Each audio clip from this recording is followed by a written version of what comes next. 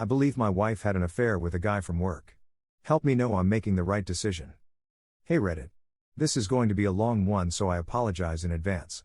My wife and I have been married since 2017. I am 32 and she 29. We have 2 children together. In 2022 I began suspecting she was having an affair after my oldest daughter kept mentioning a man, I'll call A, to myself and my mother-in-law. My wife denied any affair and said he was just someone at work. I later found out she had taken them to his house at least once and had been hanging out with him when I was at home with the kids. I don't have definitive proof, but she's taken girls' trips with girls from work and I wholeheartedly believe it was a her and him trip. I confronted her about the affair and she swore on her father's grave that nothing happened between them and she had only grown close to him at work and because we were full bore into the roommate stage at home. She agreed to couples therapy and we attended several joint sessions and individual sessions. I always got the feeling during the joint sessions she wasn't taking them serious. Things began to improve in our relationship. We were still struggling with the roommate phase, but it was an improvement. We worked on communicating our needs and desires from one another, but it felt like the progress we made was minuscule at best. That went on for a while and we were just kind of in a lull. We only had sex one time last year. Towards the end of last year we went on a cruise together as a family. During an excursion my wife became intoxicated and we decided to return to the ship. Once on the ship and getting the kids down for a nap, I happened to glance at her phone while she was texting and it was a message to A. She was begging him to go to a football game with her and saying she loved him. I bit my tongue and rode out the rest of the cruise pretty much in silence. A day or two after we got back home and my oldest was at school and the youngest was sleeping, I confronted her. She didn't deny it and said she was drunk and it was a mistake. She said she blocked him on all social media. I again forgave her to save my family and things actually improved significantly. We had the best second we've had in a long time and she even began being flirty with me again. 2 weeks ago she said a girl from her work had asked her to go on a cruise with her. This woman recently lost her husband and her daughter was also diagnosed with cancer and is probably going to die from it.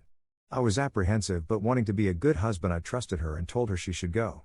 She flew down and once in the city where the port was she sent me a screenshot from A's Facebook talking about being in the same city and she said her friend who asked her to go on the cruise with her sent it to her to send to me because she was aware of the past with A. It was meant to put me at ease and she swore she wasn't there with him.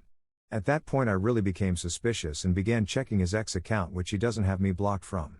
I saw a photo from inside a bus that looked like the buses we've used in the past to get from the hotel to the cruise port. I became even more suspicious. Then he tweeted about knocking on the door of swingers on his cruise and that's when I knew he was there. I asked a friend to look up his Facebook and my friend sent me a screenshot of my wife leaned up against A with her tongue sticking out and he put it my name but a different spelling. I was sick to my stomach and shaking, I was so distraught and angry. I acted like things were normal when messaging her but consulted with a friend who recently went through a divorce and explained everything to my parents because I was going to rely on them for help with the kids and potentially move back home temporarily because neither of us can afford our home on our individual incomes. Today she returned home and I confronted her and she swore nothing happened between them and that she didn't know he was on the same cruise until they were getting on the ship at the second stop. She said she was drunk and when she sobered up and realized he posted it to his story she told him to take it down. After confronting her she seemed to have answers for everything, but the more I think about it the more I'm punching holes in her story. She claimed to not know what Google Chats was, but that was the app I saw her using to message him on our cruise last year, and when I asked to see that app she played dumb and never showed me, so I'm sure there's more in there I don't know about. I asked her what she wanted to do moving forward because I had initially planned on telling her I wanted a divorce, but once she started answering my questions and sowing doubt I backtracked and said I didn't want a divorce and she agreed. I said I wanted to go to the couples therapist we saw previously and she confirmed she didn't believe it helped.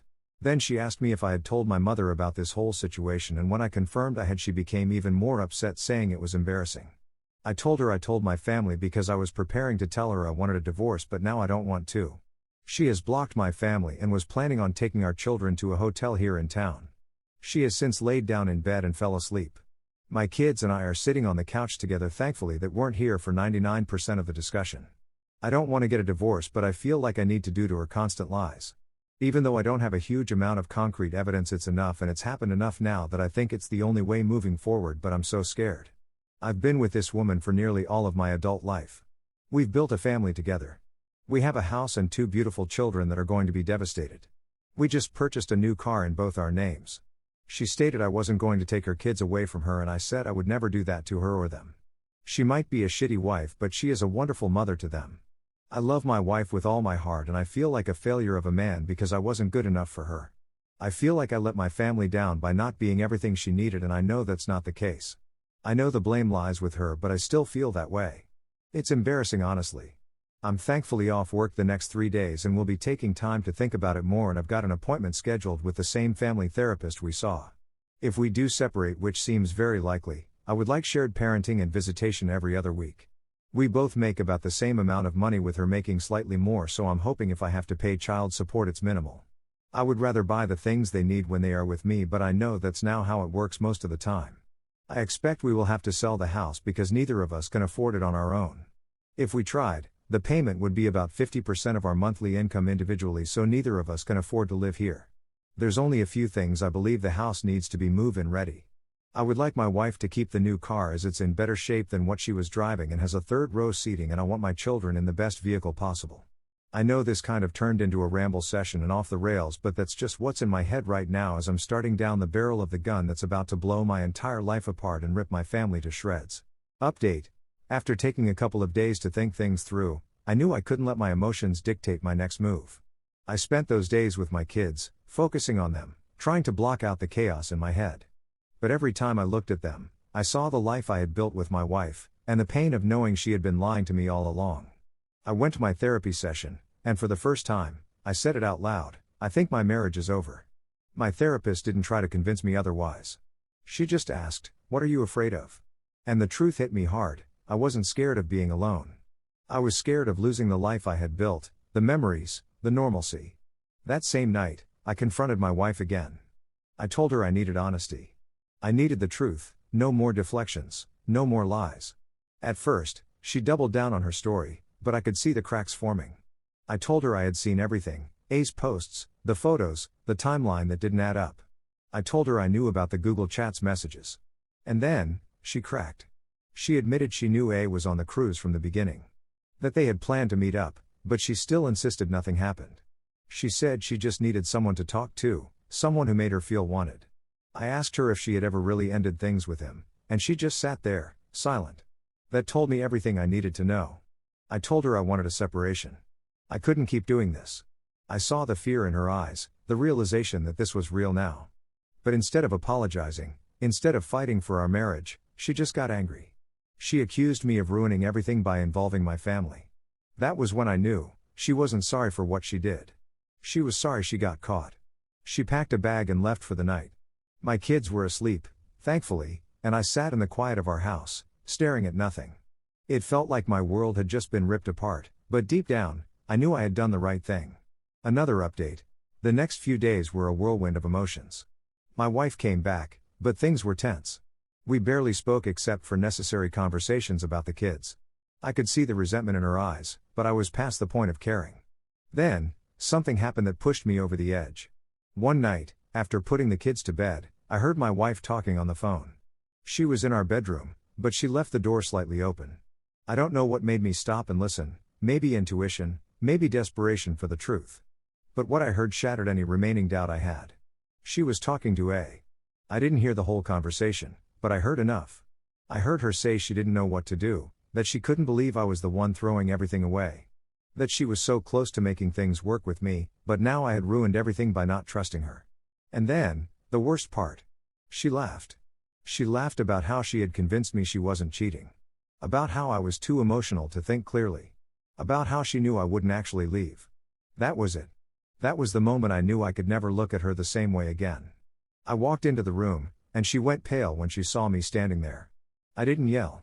I didn't argue. I just told her, I want a divorce. No more back and forth. No more trying. It's done. She tried to backtrack, said I was misunderstanding, but I wasn't listening anymore. I walked out of the room, grabbed my phone, and texted my parents.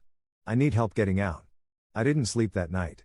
I just sat in the living room, staring at my wedding ring, feeling the weight of all the years we had spent together. I wasn't sad anymore. I wasn't even angry. I was just done. Final update. It's been a few weeks since that night, and things have moved fast. I got a lawyer. We started the process of dividing assets and figuring out custody. My wife tried to fight me at first, but when she realized I wasn't going to bend this time, she backed off. We agreed on shared custody, 1 week with me, 1 week with her. I pushed for as much stability as possible for the kids. Selling the house was the hardest part, But neither of us could afford it alone. It went on the market last week. She's still in denial. Still acts like I'm the one who ruined things. But I don't care anymore. I see her for who she is now, someone who was never going to put our marriage first. As for me, I'm still processing everything, but I feel lighter than I have in years. The pain is still there, but so is a sense of relief. I'm no longer trapped in a marriage built on lies. My kids are my priority now. I'm focusing on being the best father I can be, on rebuilding my life one step at a time. I know there's a long road ahead, but for the first time in a long time, I feel like I'm walking in the right direction.